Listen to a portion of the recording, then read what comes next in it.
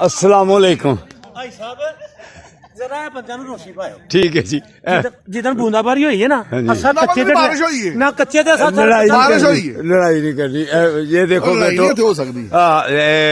बरखुरदार ऐसे लड़ाई नहीं आपका आय कोई नहीं है जो कितनी है। तो ये देखो, ये भट्ट साहब, ये वकील साहब, ये नदीम भी आज आ गया, नदीम आ गया।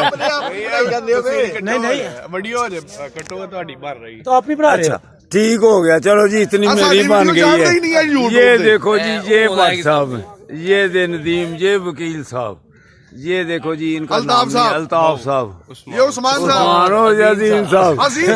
जो तेज चलते हैं। तो वो बेटे ठेकेदार। ठेकेदार साहब, तो उसे ये भी। उसेब जिंदाबाद, अरशद साहब, राशद। ये देखो इतनी बेटो धुंध है, तो ये सेहतमंद बच्चे जो है ना, इधर करो हे दोबारा ये देखो देखो यही भाई ऐसी बातें नहीं करनी। तो बरखुरदार वो आप भी आए, तो इतना मरी वाला मौसम बना हुआ है, तो आप घर में बैठे हुए हो। ये हमारे साथी, पुराने साथी आप जिंदाबाद। तो वो उधर योगा कर रहे हैं, वो चौधरी साहबान, तो बिजली वाले। तो अल्हम्दुलिल्लाह आज दूसरे साथी कम आए हैं। अच्छा अच्छा जी, ठीक हो जी आप? जिंदाबाद जिंदाबाद, माशाल्लाह माशाल्लाह। ठीक है जनाब।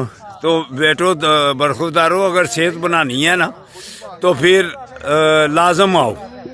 अस्सलाम वालेकुम वरहमतुल्लाहि वबरकातुहू।